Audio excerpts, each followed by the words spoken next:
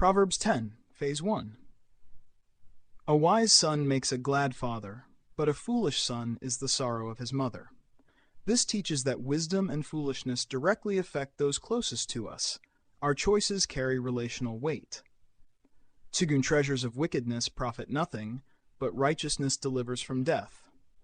This is saying that gain acquired through sin is empty, while living rightly preserves life. The Lord will not allow the soul of the righteous to go hungry, but he thrusts away the desire of the wicked. This teaches that God provides for those aligned with him, while the cravings of the wicked go unfulfilled. For he becomes poor who works with a lazy hand, but the hand of the diligent brings wealth. This is saying that diligence produces provision, while laziness leads to lack. He who gathers in summer is a wise son, but he who sleeps in harvest is a son who causes shame. This teaches that recognizing the right time to act is essential. Missed opportunity brings loss. 6 blessings are on the head of the righteous, but violence covers the mouth of the wicked. This is saying that righteousness results in visible blessing, while wickedness conceals destructive intent. 7. The memory of the righteous is blessed, but the name of the wicked will rot. This teaches that a righteous life leaves a lasting, honored legacy, while wickedness leads to decay and dishonor. 8. The wise in heart accept commandments, but a chattering fool will fall. This is saying that teachability protects, while careless speech and pride lead to downfall. 9. He who walks blamelessly walks surely, but he who perverts his ways will be found out. This teaches that integrity provides security, while deception leads to exposure. 10. One who winks with the eye causes sorrow, but a chattering fool will fall. This is saying that subtle deceit and manipulation bring harm, even when hidden. 11. The mouth of the righteous is a spring of life, but violence covers the mouth of the wicked. This teaches that righteous speech gives life, while wicked speech conceals harm. 12. Hatred stirs up strife, but love covers all wrongs. This is saying that hatred multiplies conflict, while love suppresses and heals it. 13. Wisdom is found on the lips of him who has discernment, but a rod is for the back of him who is void of understanding.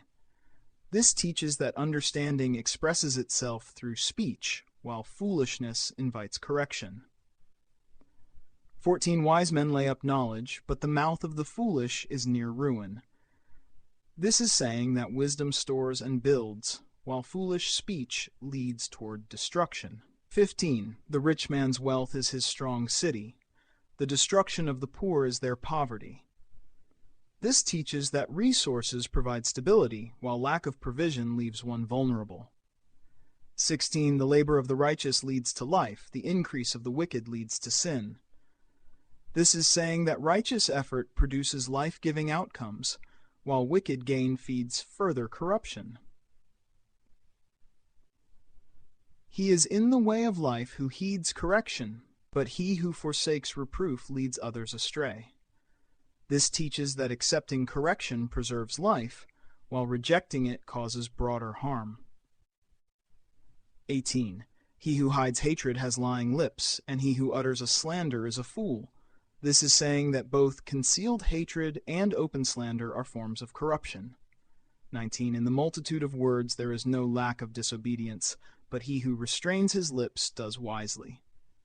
This teaches that excessive speech invites error, while restraint reflects wisdom. The tongue of the righteous is like choice silver. The heart of the wicked is of little worth. This is saying that righteous speech is valuable and refined, while wicked intent lacks substance. 21. The lips of the righteous feed many, but the foolish die for lack of understanding. This teaches that wisdom benefits others, while foolishness leads to personal ruin. 22. The Lord's blessing brings wealth, and he adds no trouble to it. This is saying that what God provides is complete and not burdened with hidden cost. 23. It is a fool's pleasure to do wickedness, but wisdom is a man of understanding. This teaches that fools delight in sin, while wisdom is expressed through understanding and restraint. What the wicked fears will come upon him, but the desire of the righteous will be granted. This is saying that fear and desire reveal alignment. Outcomes follow the heart's direction. 25. When the whirlwind passes, the wicked is no more, but the righteous stands firm forever. This teaches that righteousness endures beyond trials, while wickedness collapses. 26. As vinegar to the teeth and smoke to the eyes, so is the sluggard to those who send him. This is saying that laziness frustrates and disrupts those who depend on it. 27. The fear of the Lord prolongs days, but the years of the wicked will be shortened.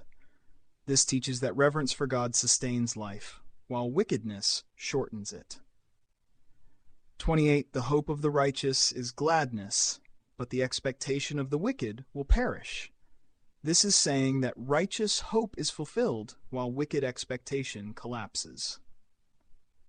29. The way of the Lord is a stronghold to the upright, but destruction comes to the workers of iniquity. This teaches that God's way strengthens the righteous and opposes the wicked. 30. The righteous will never be removed, but the wicked will not dwell in the land.